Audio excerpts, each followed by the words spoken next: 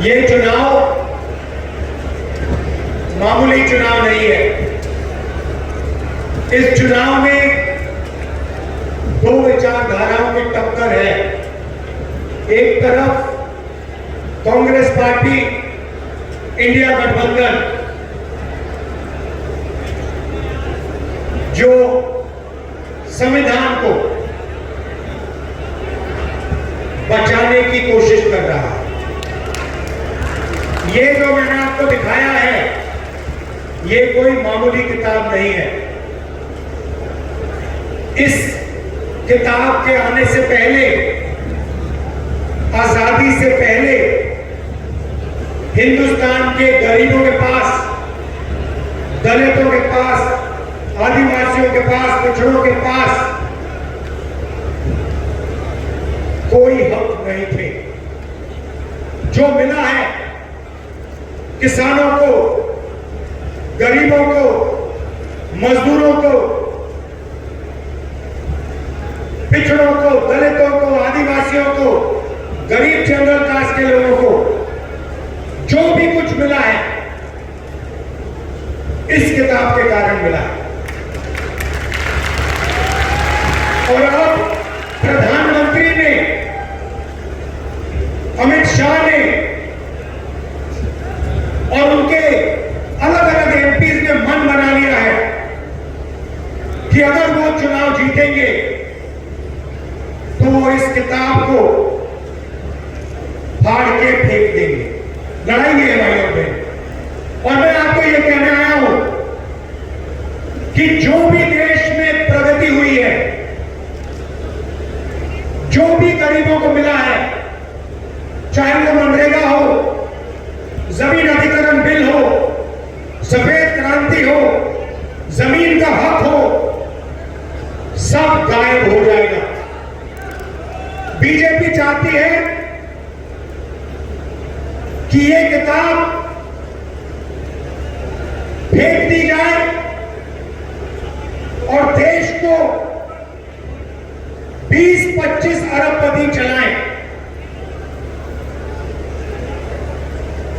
हिंदुस्तान में public sector बना, गरीबों को आरक्षण मिला, सेना में आपकी भर्ती होती है, पेंशन मिलती है, सारे के सारे अधिकार इस किताब से मिलते हैं। ये जो चुनाव है, ये जो चुनाव हो रहा है, लोकतंत्र जो है, जिसने दलितों को, पिछड़ों को, आदिवासियों को, गरीब जनरल कास्ट को आवाज दी, वो सब खत्म हो जाएगा अगर ये किताब खत्म हो जाएगी। माताएं जो बैठी है, ये बात को समझिए, ये मामूली किताब नहीं है। बीजेपी के नेताओं ने साफ कहा है, अमित शाह ने कहा है, बड़े बड़े नेताओं ने कहा है कि अगर चुनाव में जीत होगी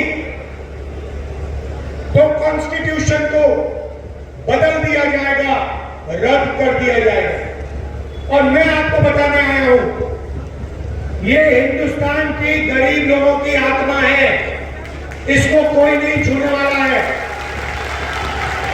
दुनिया में कोई शक्ति नहीं है जो इसको बदल सके। ये बीजेपी वाले सपने देख रहे हैं।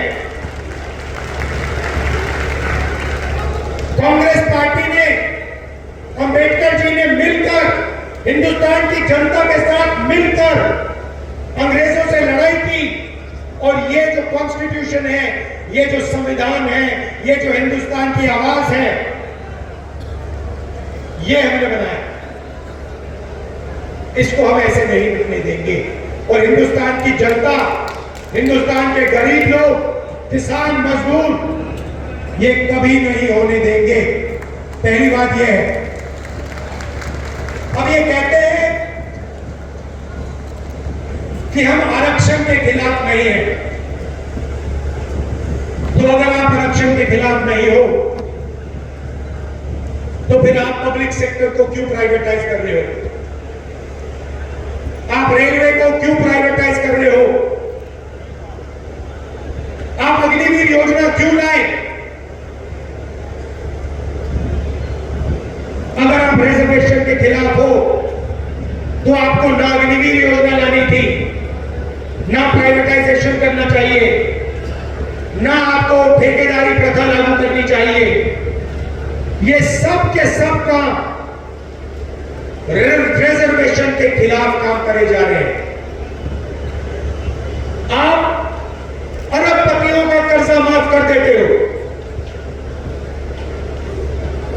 16 लाख करोड़ रुपया, भाइयों बहनों, 16 लाख करोड़ रुपया 22-25 लोगों का नरेंद्र मोदी जी ने कर्जा माफ किया है।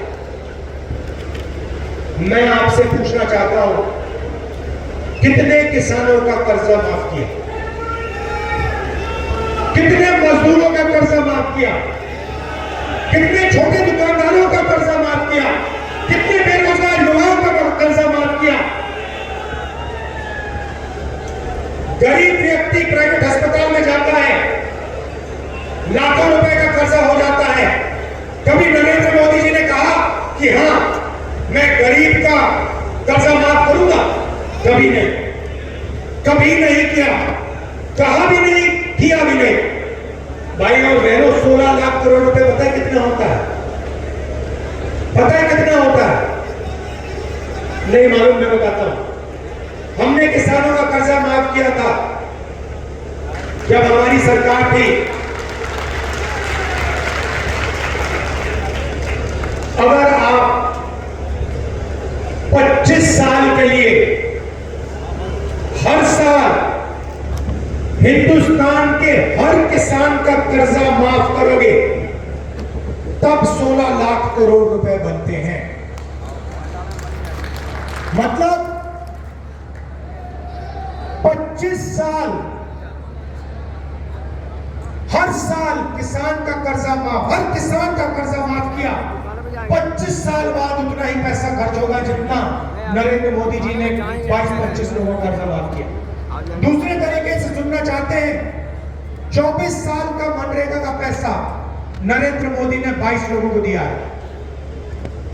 हालत ये हो गई है कि 22 लोगों के पास उतना ही धन है जितना 70 करोड़ हिंदुस्तानियों के पास।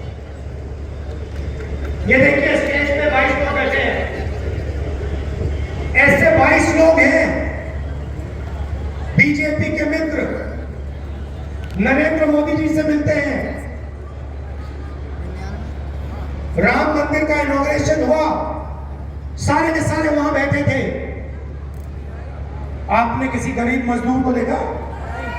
किसान को देखा? कोई था वहां पे गरीब? ना। वहां पे हजारों करोड़ वाले आदमी थे। वहां पे बॉलीवुड के सारे एक्टर थे। वहां पे हिंदुस्तान की क्रिकेट टीम बैठी थी। मगर इस देश का एक किसान नहीं दिखा, एक मजदूर नहीं दिखा, एक छोटा दुकानदार नहीं दिखा, एक पिछड़े वर्ग का व्यक्ति नहीं दिखा, एक दलित नहीं दिखा, एक आदिवासी नहीं दिखा, एक गरीब जनरल कास्ट का नहीं दिखा।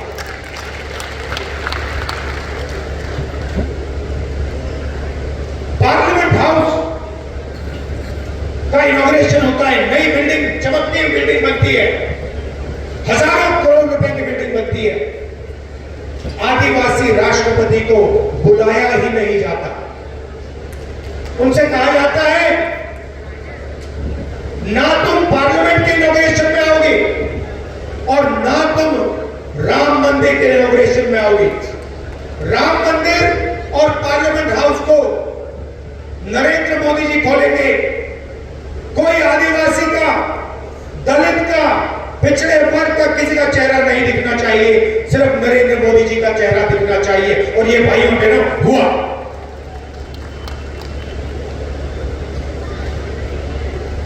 और जहां भी देखो 2-3 अरबपतियों को सारा का सारा धन दिया जाता है।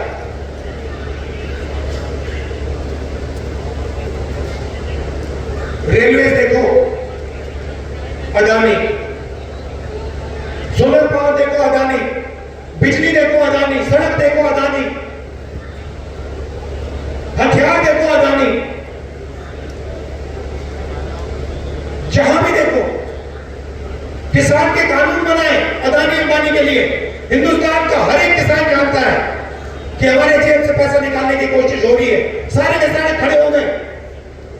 नरेंद्र मोदी क्या कहते हैं? आतंकवादी है, आतंकवादी है। जो देश को भोजन दे रहे हैं, 24 घंटा खून पसीना देते हैं, वो आतंकवादी है।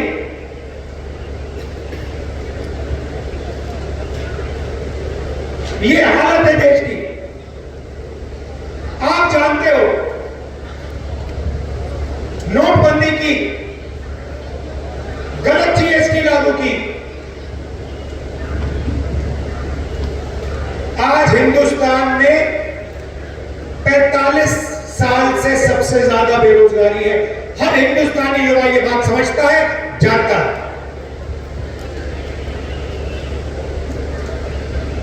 सबसे ज्यादा महंगाई आज है। और मजे की बात, जनता से पूछो मुद्दे कौन से हैं, आपको कहेंगे बेरोजगारी, भागीदारी, महंगाई। मगर आपको मीडिया में यह कभी नहीं देखने को मिलेगा।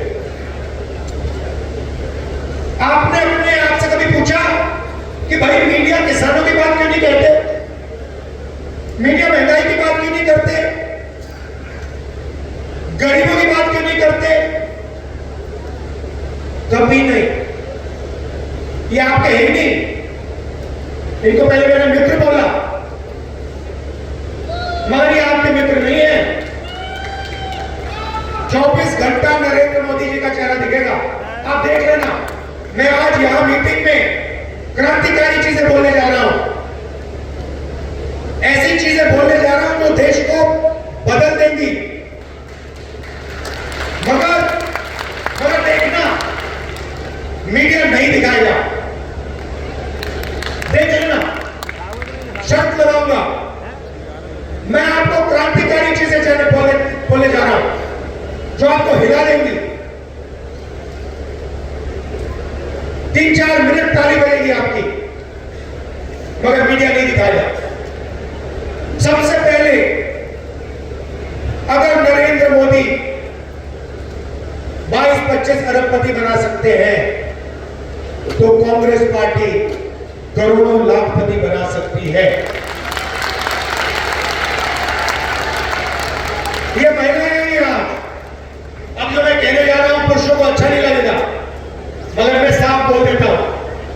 गुस्सा मत होना मुझसे, गुस्सा नहीं होना है। देखिए, 21वीं सदी में आप बाहर जाते हैं, 8-10 घंटा काम करते हो, खेतों में काम करते हो, मजदूरी करते हो, छोटा बिजनेस चलाते हो, नौकरी करते हो। मगर हिंदुस्तान में महिलाएं भी ये काम करती हैं, महिलाएं भी मजदूरी करती हैं 8-10 घंटा, महिलाएं भी जॉब करती हैं, महिलाएं भी खेतों में काम करती हैं। जॉब के लिए, मजदूरी के लिए आपको भी पैसा मिलता है, महिलाओं को भी पैसा मिलता है। मगर अगर आप 8 घंटा बाहर काम करते हो और ये 8 घंटा भी बाहर काम करती है, तो ये फिर 8 घंटा घर में भी काम करती है, खाना पकाती हैं, हिंदुस्तान के भविष्य की देखभाल करती हैं, बच्चों को समझाती हैं, सिखाती हैं। मगर किसी भी सरकार ने उन 8 घंटों के लिए इनको कॉम्पनसेशन पैसा कभी नहीं दिया।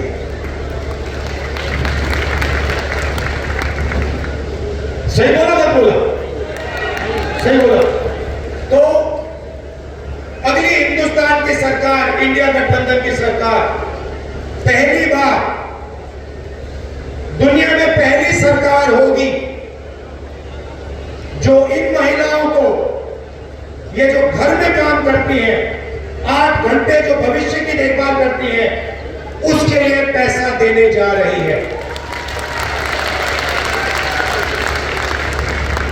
अभी ताली बजाई है, जब मैं बताऊंगा कितना पैसा, फिर देखना ताली कैसे बजती है। तो महिलाओं के 3 काम होंगे। सबसे पहला काम, जिसको हम महालक्ष्मी योजना कहते हैं, इसमें हमने लक्ष्मी नाम इसलिए लिखा है क्योंकि हम सीधा बैंक अकाउंट में पैसा डालने जा रहे हैं।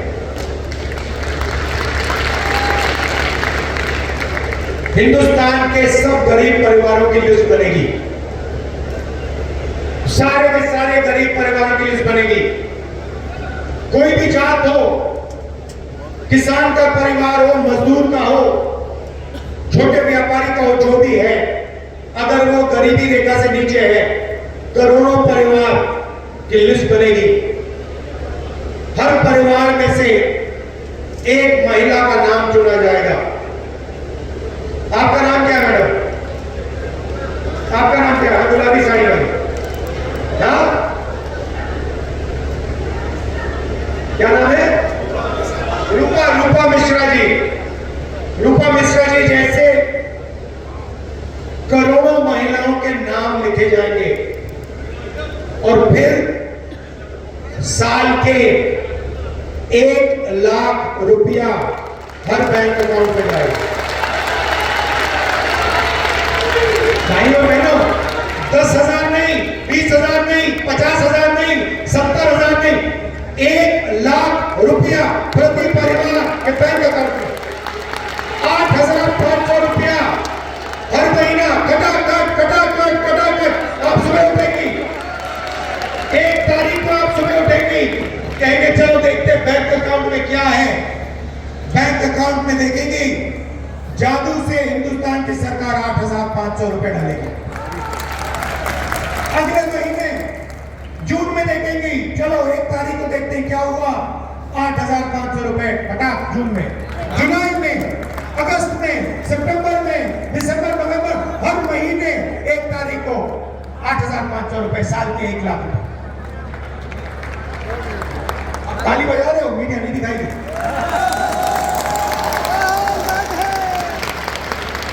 हमने मनरेगा किया, मीडिया का हर पत्रकार कहता है देखो गरीबों की आदत बिगाड़ रहे हैं, मजदूरी के लिए पैसा दे रहे हैं और कहते हैं गरीबों की आदत बिगाड़ रहे हैं। अदानी को बिना मजदूरी, बिना कुछ लाखों करोड़ रुपए देते हैं तो कहते देखो देखो देखो विकास हो रहा है। गरीबों को पैसा दो तो आदत बिगाड़ रहे हो और अरबपतियों को पैसा दो तो देखो विकास हो रहा है। तो हमने मन बना लिया, 10 रुपए उनको मिलेंगे तो 10 रुपए आपको मिलेंगे, लाख रुपए उनको मिलेंगे तो लाख रुपए आपको मिलेंगे, करोड़ रुपए मिलेंगे तो करोड़ रुपए मिलेंगे, 1000 करोड़ मिलेंगे तो 1000 करोड़ मिलेंगे। जितना उन्होंने 10 साल में उनको दिया ना, हम आपको देने जा रहे हैं। तो ये हो गया पहला कदम, महालक्ष्मी योजना,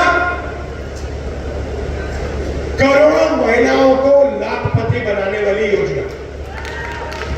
अब जैसे मैंने ये बोल रहा था तो मैं देख रहा हूं यहां पे जो युवा खड़े हैं ये मेरी ओर देख रहे हैं, कह रहे भैया आपने 1 लाख रुपए मतलब महिलाओं को पकड़ा दिया,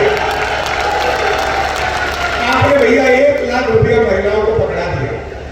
नरेंद्र मोदी जी ने हमें भूखा मार दिया, हमसे पकौड़े तलवा दिए, थाली बनवा दी, मोबाइल फोन की लाइट जलवा दी, हमारा क्या होगा? और बिल्कुल सही सवाल है, आपका क्या होगा? क्योंकि पैसा तो आप देते हो, जीएसटी जितनी आप देते हो उतनी अदानी देता है। आप शर्ट खरीदते हो, जीएसटी देते हो, पेट्रोल भरते हो, जीएसटी देते हो, पकौड़े खाते हो, जीएसटी देते हो। पैसा आपका सीधा आपके जेब में जाता है, अदानी की जेब में जाता है, अंबानी की जेब में जाता है। अच्छा एक बात बताओ, आपने नरेंद्र मोदी जी की अदानी और अंबानी के साथ फोटो तो देखिए ना, देखिए ना, सूट में मोदी जी, अदानी जी, अंबानी जी राम मंदिर में, देखिए तो है ना। मगर नरेंद्र मोदी जी के मुंह से आपने अंबानी शब्द कभी सुना, अदानी शब्द कभी सुना? नहीं। क्यों नहीं? मेरी फोटो देखी उनके साथ कभी? मगर मेरे मुंह से शब्द निकलता है अदानी अंबानी, है ना। फर्क समझो, मैं आपका हूं, वो उनके हैं।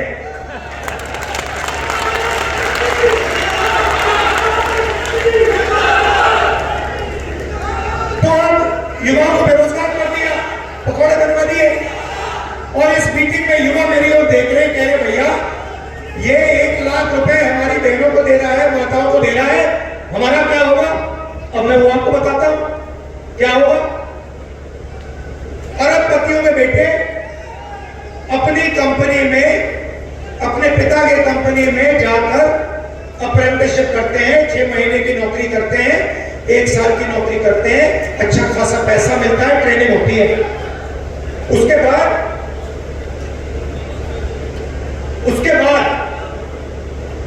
उनको परमानेंट नौकरी मिलती है। तो एक प्रकार से जब अदानी या अंबानी अपने बेटे को जॉब मार्केट में डालना चाहता है तो उसका तरीका अप्रेंटिसशिप होती है। पहली नौकरी होती है, कभी कभी वो 6 महीने की होती है, 1 साल की होती है। यह मौका हिंदुस्तान के बेरोजगार युवाओं को नहीं मिलता। आप भटकते रहते हो आगे पीछे सड़कों पे। तो अब इंडिया की सरकार दुनिया की पहली सरकार होगी, सुनो, दुनिया की पहली सरकार होगी जो हर ग्रेजुएट को, हर डिप्लोमा होल्डर को अप्रेंटिसशिप का अधिकार देने जा रही है।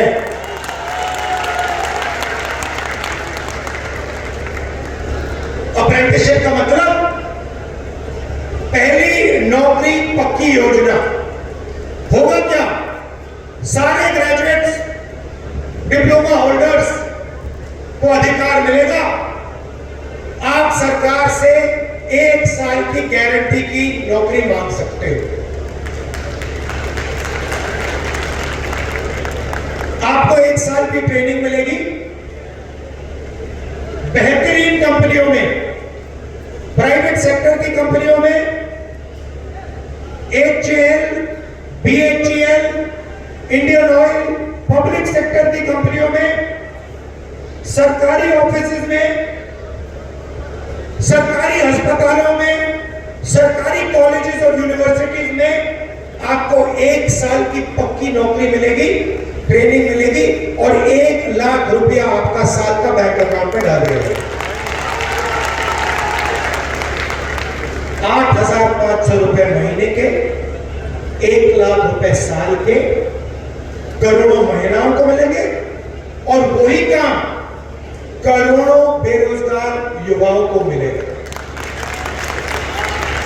और हिंदुस्तान को दुनिया की सबसे बेहतरीन trend workforce, readymade trend workforce मिलेगी। अब किसान देख रहे मेरी ओर, कह रही है ये क्या कर दिया आपने? 1 लाख रुपए बच्चों को दे दिया, 1 लाख रुपए हमारे घर में मतलब महिलाओं को दे दिया, हमारा क्या होगा? आपका कर्जा माफ होगा और आपको गारंटी कानूनी MSP मिलेगी। भाइयों और बहनों, 30 लाख सरकारी वैकेंसीज हैं। नरेंद्र मोदी जी प्राइवेटाइज करते जाते हैं, ठेकेदारी प्रथा उन्होंने लागू कर रखी है। आप सबका उन्होंने जो आपका हक बनता है वो छीन लिया है। ये जो 30 लाख नौकरियां खाली पड़ी हैं, हमने कैलकुलेट किया, हमने निकाला है आंकड़ा, इनको हम 6 महीने के अंदर आपके हवाले कर देंगे।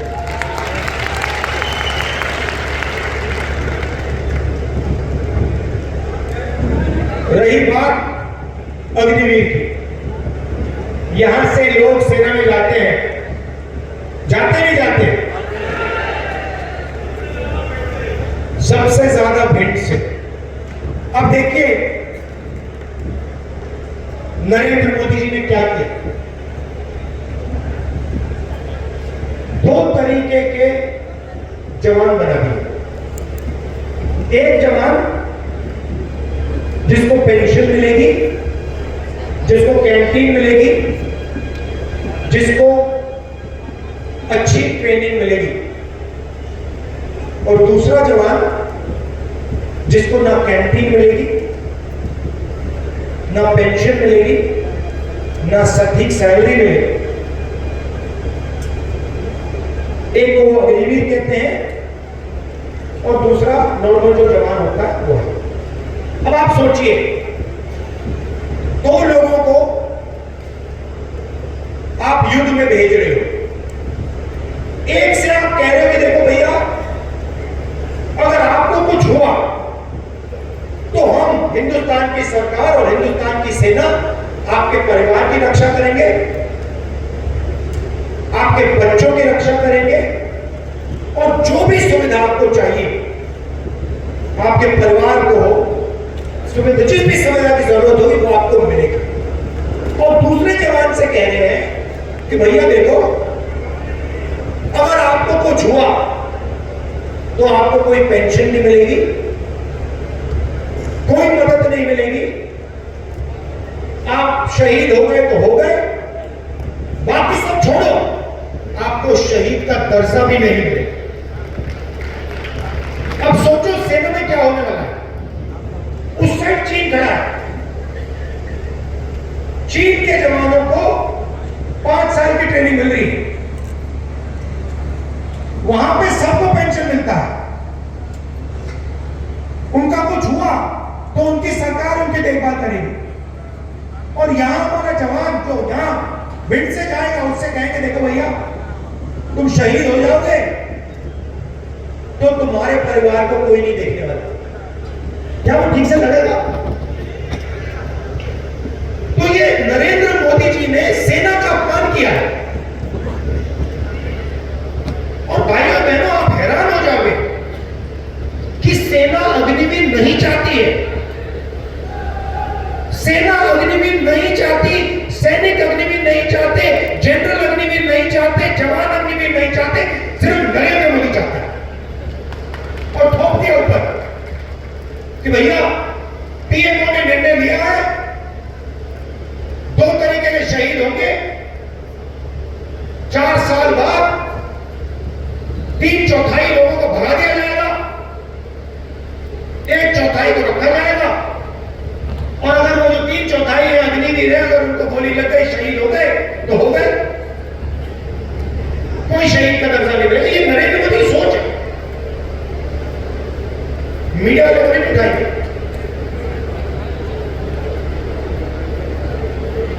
ये कोविड में थाली बजाने की बात करेंगे, मगर ये जो मैं आपको कह रहा हूं कभी नहीं उठाएंगे। आप जानते हो, कहने की जरूरत भी नहीं।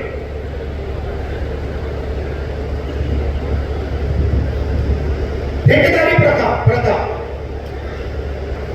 अगर आप पिछड़ों को देखो, दलितों को देखो, आदिवासियों को देखो, गरीब जनरल क्लास को देखो, बड़ी बड़ी कंपनियों में आपको ये लोग नहीं दिखेंगे। अदानी की मैनेजमेंट की लिस्ट निकालो, मुझे एक गरीब जनरल क्लास का दिखा दो, एक दलित, एक आदिवासी, एक पिछड़ा, मुझे एक नाम दे दो, मान जाऊंगा, है नहीं। वही 2-3% लोग हैं, 1% लोगों के पास हिंदुस्तान का 40% धन है, वही लोग हैं 1%, उनके पास सब कुछ।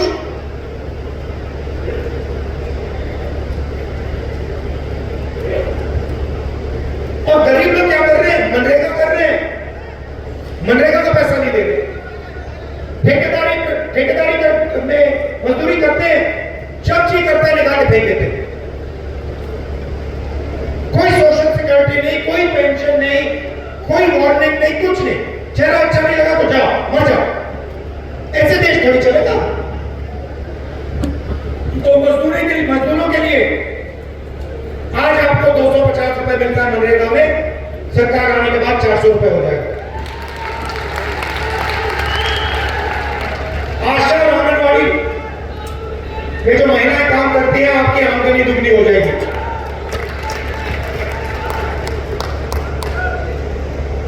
और ये जो ठेकेदारी प्रथा है पब्लिक सेक्टर में, सरकारी ऑफिसेज में, जहां किसी को भी एक दिन में निकाल के बाहर फेंक सकते हो, इसको हम खत्म करने जा रहे हैं। अगर नौकरी मिलेगी सरकार में, पब्लिक सेक्टर में मिलेगी तो इज्जत के साथ मिलेगी, पेंशन के साथ मिलेगी, रिस्पेक्ट के साथ मिलेगी।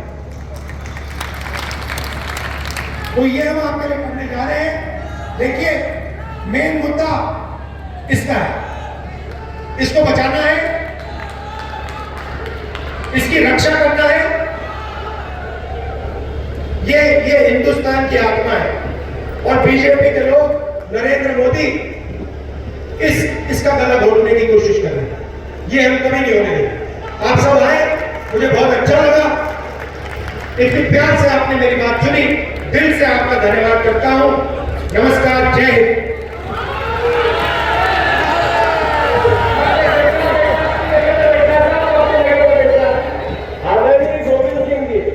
आदरणीय गोविंद सिंह जी के लिए जरा जोरदार तालियां बजाओ।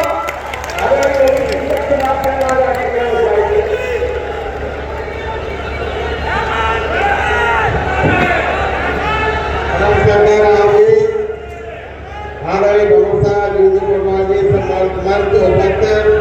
सभी पूरे जिले से और दतिया से आए हुए किसान भाइयों मित्रों के साथ में पार्टी राहुल जी ने आज आप लोग से बैठेंगे इस पवित्र धरती पर। आप लोगों को, महिलाओं, मजदूर, किसानों, नौजवानों के लिए सब कुछ घोषणा करिए। राहुल जी से अनुरोध करना चाहता हूँ, जहाँ कांग्रेस की सरकारें हैं वहाँ सब जगह आपने OPS पुरानी व्यवस्था लागू की है। शायद हमारे घोषणा पत्र छूट गई है। हमारा आपसे प्रार्थना है कि एक सेक्टर जो करोड़ों शासकीय अधिकारी कर्मचारी बताए जिससे पहला बेटी घोषणा है, उनका अगर आप ये घोषणा करके सब कैसा कोई वर्ग इस मुल्क में मानव जाति का नहीं बचेगा जिसको कोई न कोई लाभ मिल रहा हो। आप सब भारी तादाद में आए, फूल से बुलाइए जी, परसों जीवनों में संघर्ष किया है उन्होंने, गरीब अनुसूचित जाति, जनजाति, जिनकी क्षेत्र से कनेक्ट काम किया है। ऐसे नेता को हमारे नेता राहुल गांधी ने